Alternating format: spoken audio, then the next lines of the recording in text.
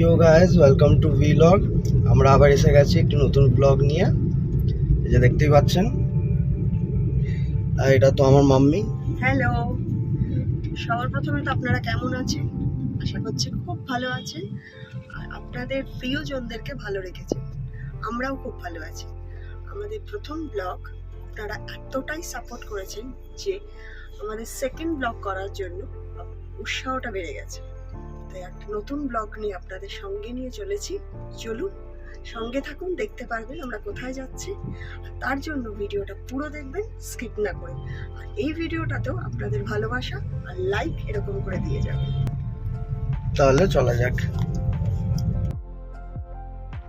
আজ আমরা যাচ্ছি কলকাতায় অবস্থিত পরেশনাথ জৈন মন্দির। এই মন্দিরটি মানিকতলার গৌরীবাড়িতে অবস্থিত আছে।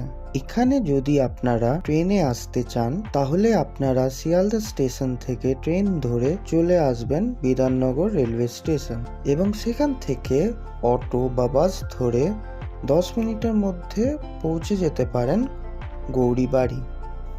এবার যদি কেউ মেট্রোতে আসতে চান তারা শোভাবাজার সুতানতি নেমে 1 নম্বর গেট থেকে বেরিয়ে খান্নার দিকে কোনো অটো ধরলেই পৌঁছে যাবেন গৌরীবাড়ি।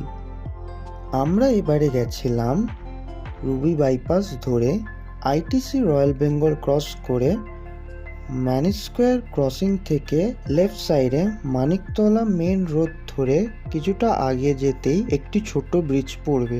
সেই ব্রিজটি ক্রস করলেই রাইট সাইডে রাজা দীনেন্দ্র স্ট্রিট পড়বে। সেটি ধরে আপনারা পৌঁছে যাবেন গৌরীবাড়ি লেন। মন্দির চত্বরে পৌঁছানোর ঠিক আগে দুই ধারে দুই মন্দিরের বাইরের দেওয়ালে অসাধারণ শৈল্পিক নৈপুণ্য আপনাকে দাঁড়াতে বাধ্য করবে। জৈন ধর্মের নানান বাণী চিত্রকলার সাহায্যে ফুটিয়ে তোলা হয়েছে এখানে। এই অসাধারণ শিল্প নিদর্শন সত্যই দাঁড়িয়ে দেখবার মতন। আমরা এসে দাঁড়িয়েছি এখন মূল মন্দিরের প্রবেশদ্বারে। এই মন্দির খোলার সময় হলো সকাল 6:30 থেকে দুপুর 12টা। মাঝখানের টাইমে মন্দির বন্ধ থাকে, আবার দুপুর 3টে থেকে সন্ধ্যে 7টা অবধি এই মন্দির খোলা হয়। মন্দিরের কারিকার্য আর মন্দিরের পরিবেশ প্রথম দর্শনেই আপনাকে মুগ্ধ করবে। এটা একটি জৈন মন্দির। জৈন ধর্মের 24 জন তীর্থঙ্কর আছে, যাদের মধ্যে 10 নম্বর তীর্থঙ্কর শ্রী শীতলনাথজিকে এই মন্দিরটি উৎসর্গ করা হয়েছে। এই মন্দিরটি প্রায় 160 বছর পুরনো। এই সুন্দর মন্দিরটি তৈরি করা হয়েছে কাঁচ ও মার্বেল পাথর দিয়ে। তো আমরা এখানটায় ভিডিও করতে যাচ্ছিলাম, তো এখানটাও দেখলাম বলে দিল যে এখানটা ভিডিও করা নিষেধ। মানে আপনারা একটা পয়েন্ট অবধি ভিডিও করতে পারবেন, ফটো তুলতে পারবেন, তার ওদিকে আপনারা গিয়ে ভিডিও বা ফটো তুলতে পারবেন না। আমরা এই সবে প্রথম মন্দিরটার থেকে বেরালাম। ভেতরে ফটো বা ভিডিও তুলতে দেয়নি বলে আমরা আপনাদেরকে ভেতরের ভিজুয়ালটা দেখাতে পারিনি, কিন্তু আমার তো খুবই সুন্দর লেগেছে। তোমার কেমন লেগেছে? দারুণ লেগেছে, আমারও খুব সুন্দর লেগেছে। আমরা ভেতরের মন্দিরটা আপনাদেরকে দেখাতে পারলাম না, কারণ ওখানে স্ট্রিক্টলি মানা ক্যামেরা, ফোন বা ভিডিও করার জন্য। তাই জন্য আমরা রুলসটা ভাঙতে চাইলামও না, আমরা ক্যামেরা নিয়েও গেলাম না।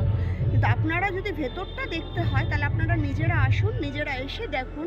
আমরা আপনাদেরকে বাইরেটা দেখাচ্ছি। বাইরে মন্দিরের বাইরেটাই এত সুন্দর, মানে ছোট কাঁচ আর মার্বেল পাথর দিয়ে কাজ করা, দারুণ দারুণ। চারিপাশটা ভীষণ সুন্দর মেনটেন করা। এটা একটা জৈন মন্দির, এনারাই হয়তো মেনটেন করে রেখেছেন, এত সুন্দর। আর সবচেয়ে যেটা ভালো লাগবে, এত লোক, এত সাউন্ডের মধ্যেও এনাদের আজকে কিছু একটা এখানে অনুষ্ঠান হয়তো চলছে, যার জন্য কিছু সাউন্ড চলছে, কিন্তু অদ্ভুত একটা শান্তি, মানে ভীষণ ভালো ভাইব্রেশনস।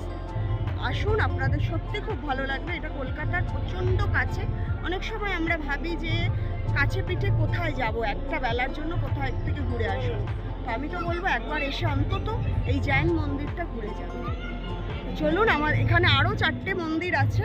আমরা এই প্রথম একটা মন্দির দেখলাম, এরপরে আরও 3টে মন্দির ভিজিট করব। সেগুলোও কিভাবে করছি আপনাদেরকে সঙ্গে নিয়ে যাব। তাহলে এবার চলুন ওই 4-3টে মন্দির আমরা ভিজিট করে আসি। পরেশনাথ মন্দিরের ঠিক উল্টো দিকে হলো দাদাবাড়ি মন্দির।